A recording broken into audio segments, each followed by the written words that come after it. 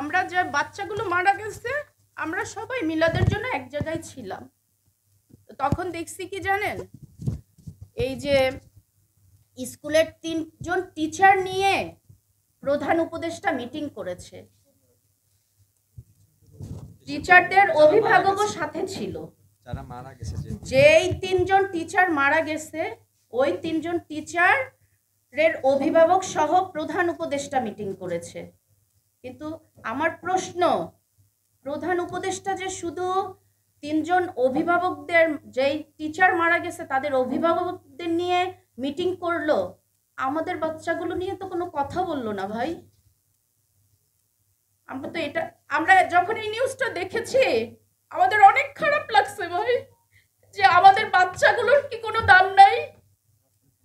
আমাদের বাচ্চাগুলোর কি কোনোই দাম নাই তার কাছে? আমাদের বাচ্চাগুলো তো রাষ্ট্রের বড় বড় স্থানে যেতে পারতো, এই রাষ্ট্রটা তারা পরিচালনা করতে পারতো। প্রতিটা বাচ্চার স্বপ্ন ছিল বড় হওয়ার, কিন্তু একবারও কি তার মনে হলো না যে এই বাচ্চার গার্ডিয়ানদের সাথে আমি কথা বলি? কিন্তু সে তো করে নাই। সে কি করতে জানেন? সে শুধুমাত্র 3টা টিচারের গার্ডিয়ানদের নিয়ে কথা বলেছে। তাহলে আদৌ কি আমরা এর বিচার পাবো? আমার পুরো জাতির কাছে এটা প্রশ্ন,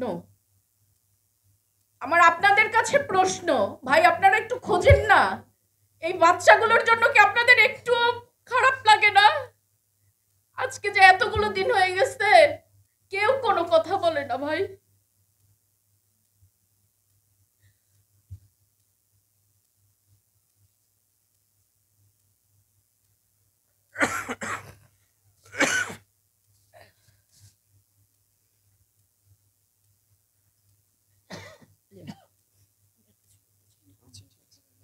বাকি 3টা দফা